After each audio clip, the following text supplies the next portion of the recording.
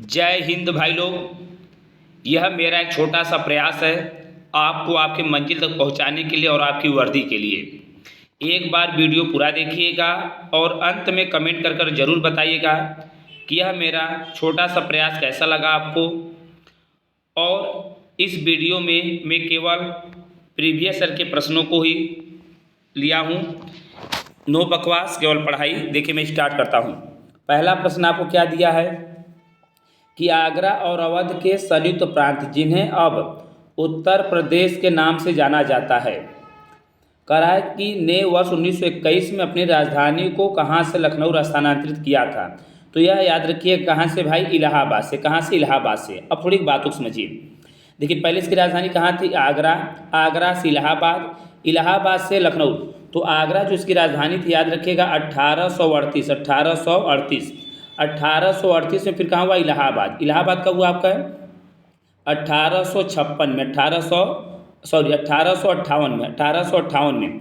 और फिर इलाहाबाद से हुआ आपका लखनऊ 1921। तो यह आंशिक रूप से था। और पूर्ण रूप से कब हुआ आपका? 1935। देखिए नेक्स्ट प्रश्न आप देखिए। देखिए दूसरा प्रश्न आपको क्या दिया है, कह रहा है 1 जनवरी 1845 को उत्तर प्रदेश ने डैश नाम, मतलब पूछ रहा है कौन सा पहला हिंदी समाचार पत्र निकाला जिसे गोविंद रघुनाथ ने संपादित किया था। तो याद रखिएगा भैया, जो उत्तर प्रदेश का पहला समाचार पत्र जो 1845 में संपादित हुआ था, उसका नाम क्या था भैया? बनारस अखबार। क्या नाम था? बनारस अखबार। और यह भी याद रखिएगा इसके संपादक कौन थे? गोविंद रघुनाथ, या कभी आपको इनका नाम चेंज करके मिलेगा गोविंद नारायण धन्ते। गोविंद नारायण धन्ते। इसी प्रकार मैं भी कुछ दिन पहले आपको बताया था, अगर पूछेगा भारत का पहला समाचार पत्र तो द बंगाल गजट। अगर उर्दू का समाचार उर्दू में पूछेगा समाचार पत्र तो जान ए जहानुमा। अगर हिंदी में पूछेगा तो याद रखिएगा भाई, अभी हाल ही में आपको बताया था उदंड मार्तंड। उदंड मार्तंड, यह भारत के सभी समाचार पत्र हैं। देखिए तीसरा प्रश्न आपको क्या दिया है, उत्तर प्रदेश का राजकीय पशु। ये तो बहुत हलवा वाला प्रश्न, ये सबको याद होगा। क्या है भैया? बारहसिंघा। उत्तर प्रदेश का राजकीय पशु क्या है आपका? बारहसिंघा। चौथा देखिए, उत्तर प्रदेश का राजकीय पुष्प कौन सा है? तो यह तो सबको पता होगा भैया, क्या? पलाश। लेकिन इसमें एक बात याद रखिएगा, जो राजकीय पुष्प पलाश है, इसे कब अपनाया गया? तो बहुत भली भांति याद रखिएगा 2011। और 2012 में मैं आपको क्या बताता हूँ, आम आदमी पार्टी की स्थापना याद रखिएगा 2012 में। देखिए पांचवा प्रश्न आपको क्या? फिर अगला प्रश्न, वर्ष 1937 से 1950 तक उत्तर प्रदेश को किस नाम से जाना जाता था? यह तो मैं क्लास में कितनी बार आपको रटवाया हूँ। तो देखिए एक बात समझिए, उत्तर प्रदेश को हम समझने के लिए आपको देखिए कितने नामों से हम लोग जानते थे, इसे 5 नाम। तो पाँचों नाम जरा आप समझने की देखिए कोशिश करें, वो पाँचों नाम क्या क्या है आपका। देखिए पहले समझिए 1 2 3 4 5। तो नाम हम क्या क्या बता, देखिए पहले क्या था? उत्तर पश्चिम प्रांत, उत्तर पश्चिम अवध और आगरा, संयुक्त अवध और आगरा, संयुक्त प्रांत, और क्या था भैया? उत्तर प्रदेश। डेट की बात करेगा तो आप याद रखिएगा 1836 से लेकर 1837 तक, 1836 से 1877 तक, सॉरी, ये आपका क्या था भैया? उत्तर पश्चिम था। और फिर 1837 से फिर मैं आपको बताया था भैया 1902, और फिर मैं बताया था आपको 1937, और फिर मैं बताया था 1950। तो उत्तर प्रदेश बना था 24 1950। और जो उत्तर प्रदेश 24 दिवस मनाया जाता है वह 2018 से प्रारंभ है। 2018 से प्रारंभ है। क्लास आप करिए, भली बात इस पीरियड होगा। देखिए फिर अगला प्रश्न क्या दिया है। अच्छा इसका आंसर देख लीजिए आप, क्या था जो पहले पूछा कि 1937 से 1950 तक उत्तर प्रदेश को किस नाम से जाना जाता था। तो यह तो बहुत आसान, तो याद रखिएगा भैया संयुक्त प्रांत। क्या याद रखिएगा? संयुक्त प्रांत। संयुक्त प्रांत। फिर कह रहा है 6वीं सदी BC के दौरान उत्तर प्रदेश के किस क्षेत्र को चेदी कहा जाता? तो जो 16 महाजनपद थे, 16 महाजनपद में एक जनपद था आपका चेदी, जिसकी राजधानी थी शक्तिमती। क्या थी? शक्तिमती। तो 16 महाजनपद में से 8 जनपद आपके कहाँ स्थित हैं? उत्तर प्रदेश में। तो उसमें पूछ रहा है जो चेदी है वो वर्तमान में, तो याद रखिएगा भैया जो आपको बताया जाता है बुंदेलखंड। क्या बताया जाता है? बुंदेलखंड। अभी आज क्लास में चर्चा हो चुकी, बुंदेलखंड में कुल कितने हमारे यूपी जिले हैं? 8, सॉरी 7। कितने जिले भैया? 7। आप आगे देखिए जरा, प्रश्न बढ़ाया जाए। वाल्मीकि का आश्रम ब्रह्मवर्त में था। वाल्मीकि आश्रम कहाँ था भैया? ब्रह्मवर्त में था, जो डैश में स्थित है। तो याद रखिएगा भैया, कहाँ? बिठूर में। कहाँ याद रखिएगा? बिठूर। और बिठूर पड़ता कहाँ है आपका? कानपुर में। कहाँ पड़ता है? कानपुर में। कहाँ पड़ता है भाई? कानपुर में। अगला प्रश्न देखिए, करा है भेड़कुंड, जहाँ अर्जुन ने द्रौपदी से शादी करने के लिए मछली को निशाना बनाया था, वह उत्तर प्रदेश में वर्तमान में किस जगह स्थित है? तो याद रखिएगा फर्रुखाबाद। कहाँ याद रखिएगा? फर्रुखाबाद। कहाँ याद रखिएगा भाई? फर्रुखाबाद। तो कहाँ है? फर्रुखाबाद में। देखिए अगला प्रश्न आप जरा समझिए, देखिए क्या दिया है आपको। कब संयुक्त प्रांत का नाम बदलकर उत्तर प्रदेश कर दिया गया? ये सब एकदम हलवा प्रश्न होगा अब आप लोगों के लिए। 24 जनवरी 1950। 24 जनवरी 1950। इस सब क्लास में जरा देखिए फिर क्या करा है। चंदेल शासक के दौरान उत्तर प्रदेश का निम्नलिखित में से कौन सा क्षेत्र जीजक भक्ति या जयहोटी के नाम से जाना जाता है? तो इसका जो आंसर हो जाएगा भैया बुंदेलखंड। क्या हो जाएगा भैया? बुंदेलखंड। क्या हो जाएगा आपका? बुंदेलखंड। देखिए अगला प्रश्न आपको क्या दिया है, देखिए फिर कह रहा है उत्तर प्रदेश में पहली बार 1887 में प्रकाशित होने वाला समाचार पत्र, जो हिंदू है, जो आज भी प्रकाशित होता है हिंदुस्तान। तो कह रहा है जब 1887 पहली बार संपादित हुआ था, तो इसके संपादक कौन थे? तो बहुत नाम चर्चित है भैया, पंडित मदन मोहन मालवीय। पंडित मदन मोहन मालवीय, जिनका हम जन्म आपको बताते हैं 1861 में। 1861 में। और बताया जाता है इन्होंने बीएचयू की स्थापना की। और जो बीएचयू की स्थापना को मैं बताता हूँ 4 फरवरी 1916। 4 फरवरी 1916। और 4 फरवरी को हम बताते हैं कैंसर दिवस। क्या बताते हैं आपको? कैंसर दिवस। अगला देखिए, फर्रुखाबाद में गंगा नदी किनारे मुगल घाट।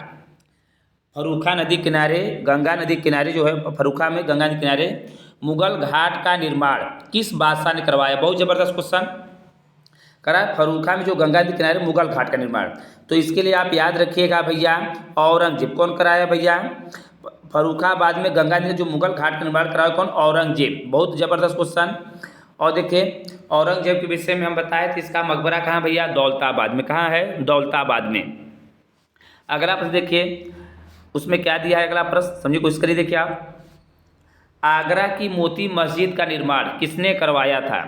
तो आगरा की मोती मस्जिद में कौन करवाया था भैया? शाहजहां। और शाहजहां के बचपन का नाम क्या बताए थे? खुर्रम। और शाहजहां के समय को बोला जाता है स्थापत्य कला का समय। क्या बोला जाता है? स्थापत्य कला का समय। और यह क्या क्या बनवाया था मैं आपको बताया जाता है, मत जा रेशमा दीवानी लाल। मत जा रेशमा दीवानी लाल। मत जा रेशमा दीवानी लाल। तो मौत से मयूर सिंहासन। मयूर सिंहासन विषय जरा सुनिए। एक पुस्तक मयूर सिंहासन कौन बनवाया था? शाहजहां। मयूर सिंहासन पर बैठने वाला अंतिम शासक कौन था? मोहम्मद शाह रंगीला। मयूर सिंहासन को लूटा कौन था? नादिर शाह। और कौन सा युद्ध बताया जाता है? करनाल के युद्ध। कौन सा बताया जाता है? करनाल के युद्ध। ताजमहल की बात करेगा तो ताजमहल की स्थापना 1632 में। 1632 में। और ताजमहल के देखिए अगर वास्तुकार कहेगा तो ईसा खान, और कारीगर कहेगा भैया तो अहमद लाहौरी। ठीक, कैसे याद रखना ताजमहल को 1632 में। ताजमहल फेमस सफ़ेद संगमरमर के लिए। तो हमारे मुंह में कितने सफ़ेद संगमरमर हैं? 16 नीचे 16 ऊपर, 16 दूनी 32। और एक पूछता है कि ताजमहल किस वास्तुकला पर आधारित है? तो याद रखिएगा पिट्रा ड्यूमा। क्या याद रखिएगा? पिट्रा ड्यूमा। फिर देखिए फिर क्या है आपका? रेशमा बाग, दीवाने आम, दीवाने खास। यह कौन बनवाया था भैया? शाहजहां। कौन था? शाहजहां। और देखिए अकबर के जो बताया जाता था भैया, इस सबसे कम पढ़ा लिखा शासक था। और बताया सबसे अल्प आयु गद्दी बैठने वाला कौन था? अकबर। कौन था? अकबर। और दारा सिकोह कौन है? शाहजहां का पुत्र ही था। अगला देखिए प्रश्न, 82.5 अंश इसमें मतलब पूर्वी देशांतर भारत के मानक, देखिए मेरे मतलब देशांतर के रूप में चुना गया है, उत्तर प्रदेश के किस जिले से होकर गुजरता है? तो सबको पता होगा भैया इलाहाबाद। अगर कभी प्रश्न आपको पूछे कि मानक समय रेखा भारत के कितने राज्य से गुजरता है, तो आप याद रखिएगा 5 राज्य। तो याद रखिएगा उत्तर प्रदेश, मध्य प्रदेश, छत्तीसगढ़, उड़ीसा और आंध्र प्रदेश। जो मानक समय रेखा भारत के राज्य से गुजरता है भैया? 5 राज्यों से। करा है अगला प्रश्न, प्राचीन भारत में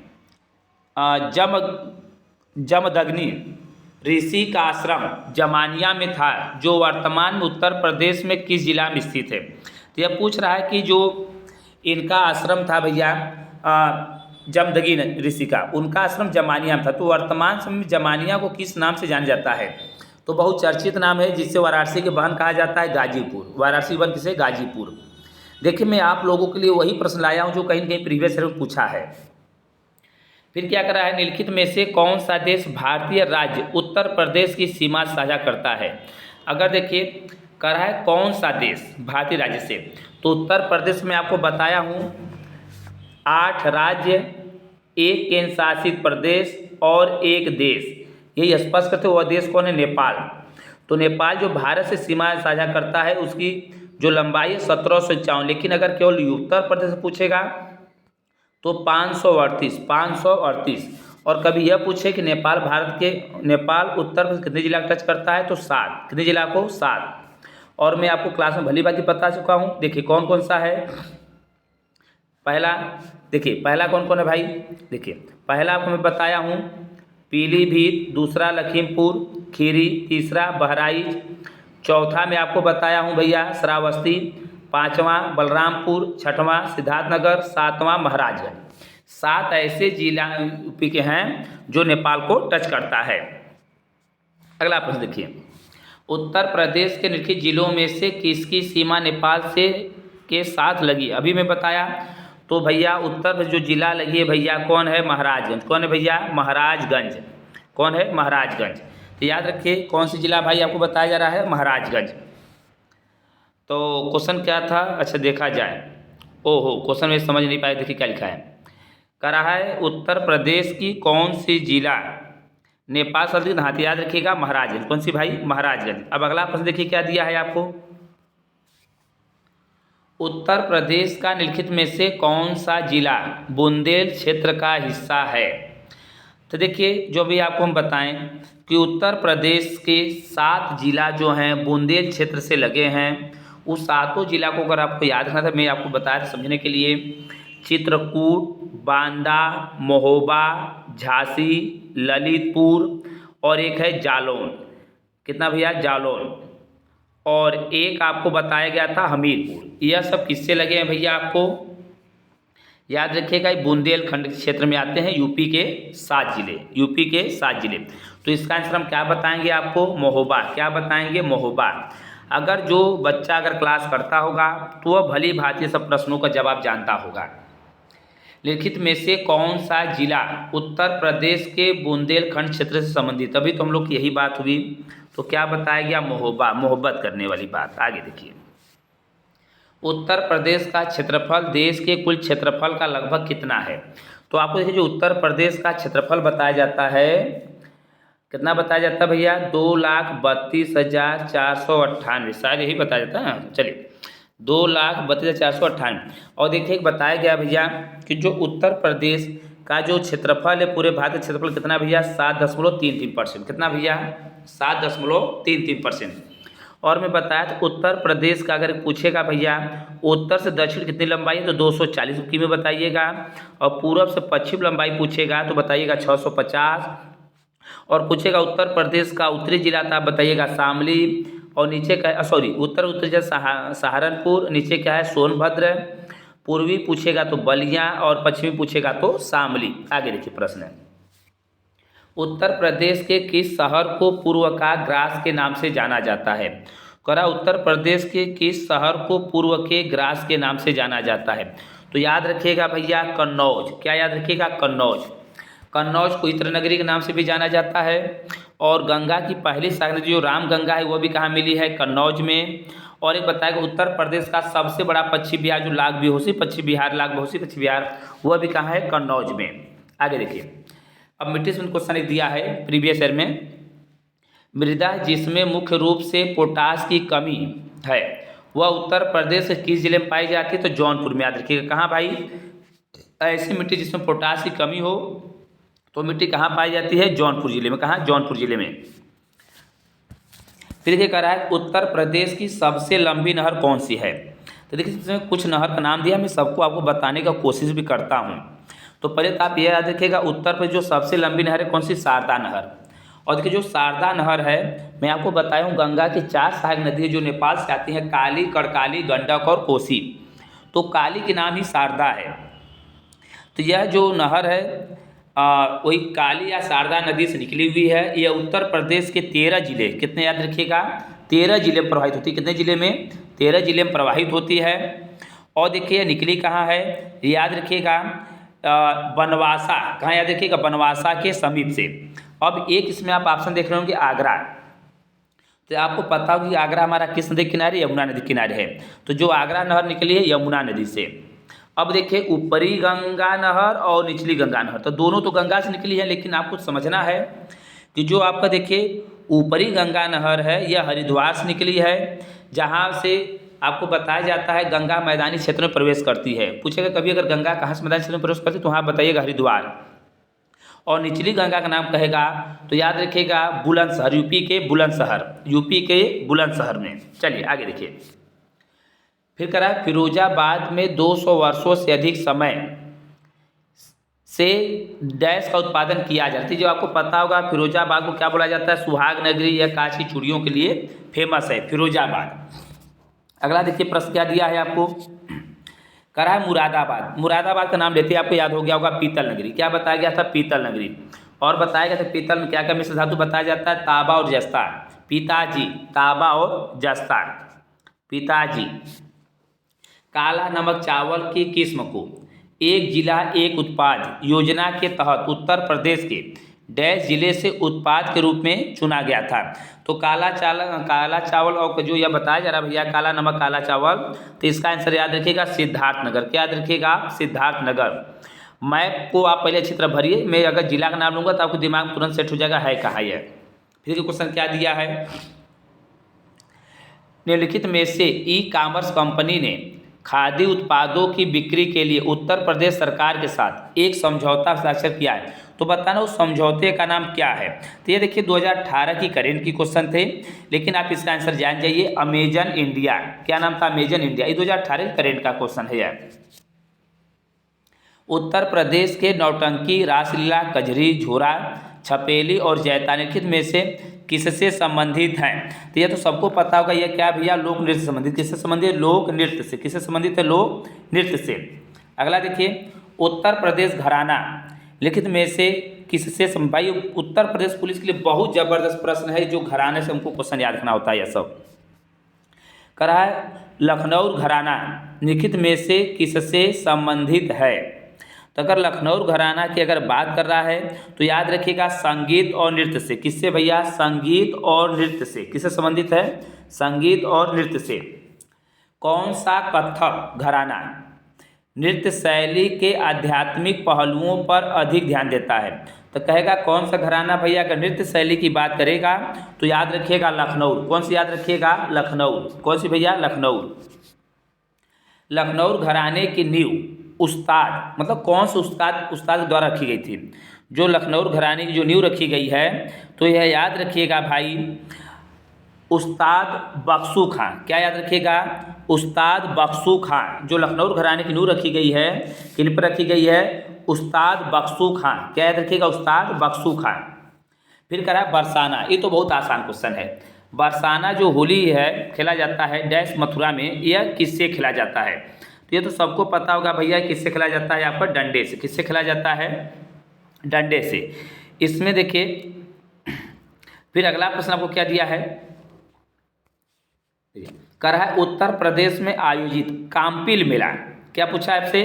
काम्पिल मेला किस समुदाय से जुड़ा है? तो उत्तर प्रदेश जो काम्पिल मेला है ये याद रखिए किस समुदाय से जुड़ा है भैया? जैन समुदाय से। किससे जुड़ा है आपका? जैन समुदाय से। जो काम्पिल मेला किससे आप याद रखिएगा? जैन समुदाय से। देखिए अगला प्रश्न आपको क्या दिया भाई, देखिए जरा समझने की कोशिश आप करिए। देखिए अगला प्रश्न आप समझिए, कह रहा है उत्तर प्रदेश के किस शहर में भगवान शिव के सम्मान में कैलाश मेला आयोजित किया जाता है? मतलब उत्तर प्रदेश किस शहर में भगवान शिव के सम्मान में मतलब भगवान शिव को याद करते हैं, उनको वहाँ सम्मान के लिए कैलाश मेला आयोजित किया जाता है। तो बताना है कहाँ पर? तो याद रखिएगा आगरा में। जो कैलाश शिव के सम्मान में, याद रखिएगा भैया, भगवान शंकर के जय बाबा भोलेनाथ की नगरी आप है तो याद रखिएगा कैलाश मेला का आयोजन कहाँ किया जाता है उनके सम्मान में, तो याद रखिएगा आगरा में। कहाँ भाई? आगरा में। फिर कह रहा है देखिए, राजा हर्षवर्धन ने डैश में भद्र विहार नामक ज्ञान के एक बृहद केंद्र की स्थापना की। तो इसको आप याद रखिएगा भैया, कन्नौज, अभी चर्चा किया गया कन्नौज, जिसे क्या बोला गया था? ग्रास इत्र नगरी, जहाँ गंगा की पहली सा नदी रामगंगा मिली थी, इसके लिए याद रखिएगा इसका कन्नौज। अगला प्रश्न देखिए क्या दिया है, उत्तर प्रदेश में बारिश के मौसम में निम्नलिखित में से कौन सी गीत गाई जाती है? तो बहुत ज़बरदस्त क्वेश्चन हो गया। तो याद रखा, बारिश के समय कौन सी गीत गाई जाती है? कजरारे कजरारे कजरिया। तो याद रखा भैया, कजरी गीत गाई जाती है बारिश के समय में। कौन सी गीत गाई जाती है? कजरी। गीत में से कौन से स्थान पर कुंभ मेला नहीं होता है? तो आपको पता होगा, देखिए जो इसमें दिया वाराणसी, और वाराणसी में कुंभ मेला आपका नहीं लगता है। कहाँ भैया? वाराणसी में। ये तो सबको प्रश्न पता होगा आंसर इसका। देखिए, सूफी कवि अमीर खुसरो का जन्म उत्तर प्रदेश के किस जिले में हुआ था? तो यह तो मैं आपको बता दूं, याद रखिएगा, जो अमीर खुसरो का जन्म हुआ था उत्तर प्रदेश के एटा जिले में। कहाँ याद रखेंगे आप? एटा जिले में। और किस सन में याद रखिएगा? 1254 में, 1254 में। कब याद रखिएगा? 1254 में। बहू बेगम का मकबरा उत्तर प्रदेश के मतलब कहाँ पे स्थित, किस जिले में? तो याद रखिएगा, बहू बेगम का अगर मकबरा कहेगा तो फैजाबाद। कहाँ भैया? फैजाबाद। तो याद रखिएगा, जो बहू होती है बहुत फैजा करती है, तो बहू से क्या याद रखिएगा? फैजाबाद। बहू बेगम का मकबरा उत्तराखंड कहाँ पूछेगा तो याद रखिएगा फैजाबाद में। कहाँ याद रखिएगा? फैजाबाद में। लिखित में से किस प्रसिद्ध भारतीय शास्त्रीय गायिका को उनके शिष्यों द्वारा प्यार से अप्पा जी बुलाया जाता है? प्यार से। अब आप मुझे प्यार से क्या बुलाते हैं पता नहीं, लेकिन यहाँ पे याद रखिएगा कि पूछ रहा है किस भारतीय शास्त्रीय गायकों को उनके शिष्यों द्वारा। अब आप मुझे याद रखिएगा, कल बताइएगा मुझे किस नाम से बुलाते हैं। तो कह रहा भैया, किस गायिका को उनके शिष्यों के द्वारा प्यार से अप्पा जी कह के बुलाया जाता है? तो अप्पा जी याद रखिएगा भैया, गिरजा देवी को। गिरे नहीं इसलिए गिरजा देवी। अप्पा अप्पा अप्पा बप्पा याद रखिए कौन भैया? गिरजा देवी। बप्पा रे बप्पा, गिर गई गिरजा देवी, अप्पा। अशोक स्तंभ में देखिए उत्कीर्ण किए हुए शेर का मुख, जिसे भारत सरकार द्वारा राष्ट्रीय प्रतीक के रूप में अपनाया गया है, तो बताना है किस संग्रहालय में संरक्षित है? जो आपको करा शेर का जो मुख है किस संग्रहालय में संरक्षित? तो भैया याद रखिएगा, ये तो हम लोग बनारस के रहने वाले हैं, हम लोग के बगल में है सारनाथ, सबको पता होगा। आगे देखिए, निम्नलिखित में से बुंदेलखंड का लोकप्रिय लोकगीत कौन सा है? तो कह रहा है बुंदेलखंड का लोकप्रिय गीत। तो याद रखिए भैया, बुंदेलखंड हर बोलो, या तो याद रखिएगा आल्हा, हर बोलो बुंदेल, याद रखिएगा आल्हा। कौन भैया? आल्हा। तो कहेगा बुंदेलखंड का लोकप्रिय या लोकगीत कौन सा है बुंदेलखंड का? तो याद रखिएगा आल्हा। क्या याद रखिएगा? आल्हा।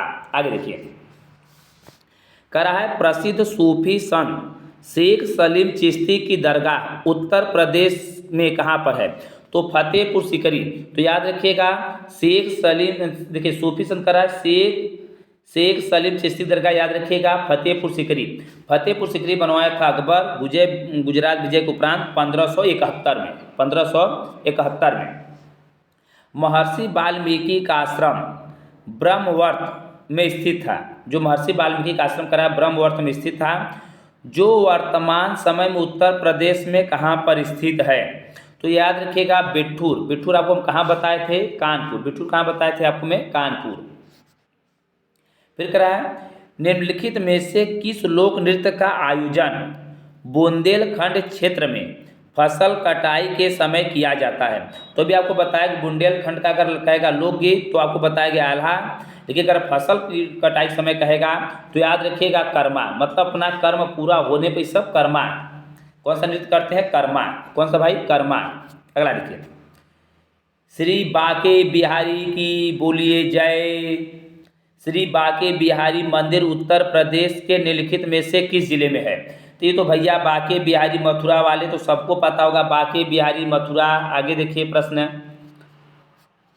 अगला देखिए प्रश्न आपको क्या दिया है भाई, उत्तर प्रदेश में कुंभ मेला डैश यमुना और पारंपरिक सरस्वती नदियों के संगम पर मनाया जाता है।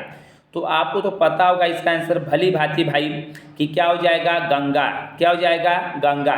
यमुना, गंगा, सरस्वती का जो संगम आपको बताया जाता है इलाहाबाद में। कहाँ बताया जाता है आपको, इलाहाबाद, गंगा। आगे देखिए, फिर क्वेश्चन कर रहा है कि डैश एक रंग बिरंगा और मंत्र मुग्ध कर देने वाला मेला। अरे रंग बिरंगा मेला है, बहुत ज़बरदस्त, जो प्रत्येक वर्ष उत्तर प्रदेश के मेरठ में होली के कुछ दिनों बाद मनाया जाता है। तो क्वेश्चन है कि उत्तर प्रदेश में जो मेला मनाया जाता है मेरठ जिले में होली के कुछ दिनों बाद, तो कह रहा उस मेले को किस नाम से जाना जाता है, तो याद रखिएगा नौचंडी मेला। कौन से भैया, देखिए तो नौचंडी मेला मेरठ, और इसके लिए आप याद रखिएगा होली के बाद लगता है मेला। कब लगता है, होली के बाद। अब अगला देखिए, होली के बाद तो रंग बिरंगा तो रहेगा ही। कवि संत कबीर, कौन कवि करें, संत कबीर का जन्म और पालन पोषण किस शहर में हुआ था। तो भैया यह भी तो हम लोग के पड़ोसी हैं, हम लोग जहाँ के रहने वाले हैं, हम लोग की जो जन्मभूमि है वाराणसी। क्या भैया, वाराणसी। अगला देखिए, फिर क्या कह रहा है आपको, उत्तर प्रदेश को महिलाओं से संबंधित पहली पत्रिका, मतलब महिलाओं संबंधी जो पहली पत्रिका उसे बना, पहली पत्रिका में क्या बताया था एक बार भैया, समाचार पत्र बनारस था। इसमें करा उत्तर प्रदेश को महिलाओं से संबंधित पहली पत्रिका 1847 में प्रकाशित करने का भी श्रेय जाता है। तो जिसके संपादक भारतेंदु हरिश्चंद्र, तो वही पत्रिका का नाम पूछ रहा है कि महिलाओं के लिए एक पहली पत्रिका 1847 में प्रकाशित हुई थी, जिसके संपादक हरिश्चंद्र थे। तो पूछ रहा है कि उस पत्रिका का नाम क्या था। तो याद रखिएगा भैया बाल बोधनी। क्या याद रखिएगा, बाल बोधनी। महिलाओं के लिए जो पहली पत्रिका प्रकाशित हुई थी उसका नाम क्या था, बाल बोधनी। फिर क्या करा है, प्रसिद्ध सितार वादक नवाब इनायत खां उत्तर प्रदेश के डैश से संबंधित हैं। तो एक प्रसिद्ध देखिए सितार वादक जो कह रहा है भैया, कौन से सितार वादक हैं, इनायत खां उत्तर प्रदेश के, याद रखिएगा भैया औरैया जिला से। कहाँ से भैया, औरैया जिला से। कौन से भैया कर रहे हैं, नवाब इनायत खां, नवाब इनायत खां। तो कहाँ याद रखिएगा, औरैया। क्या याद रखिएगा, औरैया। शिक्षा मित्र लिखित में से किसे कहा जाता है, तो बहुत जबरदस्त क्वेश्चन दे दिया। तो याद रखिएगा भैया जो पूछा शिक्षा मित्र किसे कहा जाता है, तो जो प्राथमिक विद्यालय के लिए शिक्षक, प्राथमिक विद्यालय के जो शिक्षक तो हम लोग क्या बोलते हैं, शिक्षा मित्र। पंडित मदन मोहन मालवीय प्रौद्योगिकी विश्वविद्यालय डैश, तो पूछ रहा है पंडित मदन मोहन मालवीय प्रौद्योगिकी विश्वविद्यालय कहाँ स्थित है, तो याद रखिएगा भैया गोरखपुर। कहाँ याद रखिएगा, गोरखपुर। कहाँ याद रखिएगा, गोरखपुर। केंद्रीय विश्वविद्यालय बाबा साहब भीमराव अम्बेडकर। तो देखिए हम बताएं कि उत्तर प्रदेश में हमारे कितने केंद्रीय विद्यालय बताए जाते हैं, 6। 1 2 3 4 5 6 नाम सुनिए। एक बताया जाता है आपको इलाहाबाद केंद्रीय विश्वविद्यालय, और एक बताया जाता है आपको भैया बनारस विश्वविद्यालय, और एक बताया जाता है भैया डॉक्टर भीमराव अम्बेडकर विश्वविद्यालय, और एक आपको बताया जाता है अलीगढ़ मुस्लिम विश्वविद्यालय, और एक बताया जाता है आपको झांसी, और एक राजीव। अगर डेट की बात करेंगे तो आप नोट करेंगे तो नोट कर लीजिएगा। इलाहाबाद विश्वविद्यालय कहेगा तो याद रखिएगा 1887 में ट्रिक से बताया हूँ कि कोई सताएगा तो आपको हिलाएगा, इलाहाबाद। फिर मैं दूसरा एक बताऊँगा बनारस, 1916 में BHU की स्थापना। तीसरा में बताया होगा भीमराव अम्बेडकर, तो भीमराव अम्बेडकर भैया 1996। और अलीगढ़ मुस्लिम वाला कहेगा तो 1920। जितने मुस्लिम होते हैं विषय होते हैं, इसको बस याद रखिएगा, मैं याद करने के लिए बता रहा हूँ, बस समझिएगा।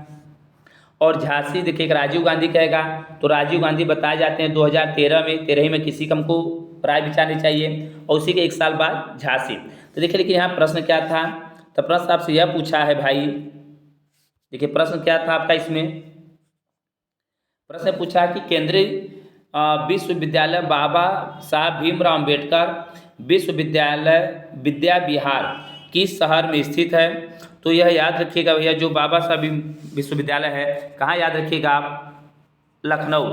उत्तर राजधानी कहाँ, लखनऊ में। और पूछेगा भीमराव अम्बेडकर का जन्म तो याद रखिएगा 14 अप्रैल 1891 में मध्य प्रदेश के मऊ जिला में। अगर इनकी मृत्यु कहेगा तो 1956 याद रखिएगा। कुछ साइड में भी क्वेश्चन जरा आप देखते चलिए। फिर कह रहा है वर्ष 1887 में, भी तो मैं ट्रिक आपको बताया। देखिए अब लिखिए क्वेश्चन समझिए, मैं आपको ट्रिक अभी क्या बताया था कि अगर देखिए सबसे पुराना जो हमारा विश्वविद्यालय इलाहाबाद विश्वविद्यालय, इसके स्थान कब 1887 में। अगर आप कहीं सोए हैं, अगर कोई आपको सताएगा तो हिलाएगा, तो हिलाएगा तो सताएगा, तो याद रखिए इलाहाबाद 1887 में। जिसमें यह पूछा कि इसके संस्थापक कौन थे, बहुत ज़बरदस्त क्वेश्चन पूछ दिया घुमा के, इसलिए पढ़ाई अच्छे से करिए।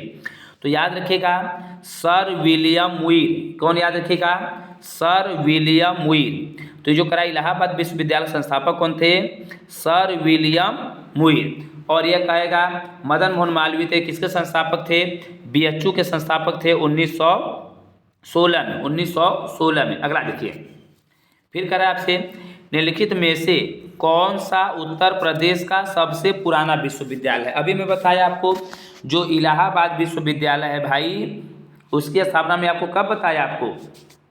देखिए जो इलाहाबाद विश्वविद्यालय है, इसमें देखिए आपसे ये क्वेश्चन पूछ रहा है कि निम्नलिखित में से कौन सा उत्तर प्रदेश का सबसे पुराना विश्वविद्यालय है। तो इसका जो आंसर आपको देखिए दिखाया है अलीगढ़ मुस्लिम। कौन सा भैया, अलीगढ़ मुस्लिम। कौन सा, अलीगढ़। और अगर इसकी स्थापना की अगर बात कहा है भैया पुराना विश्वविद्यालय, तो इसकी स्थापना आपको इसमें ऐसे बोला है भाई 1875 में, 1875 में। और इलाहाबाद का जो आपको बोला 1887 में, इलाहाबाद का 1887 में। और बनारस हिंदू विश्वविद्यालय का 1916 में।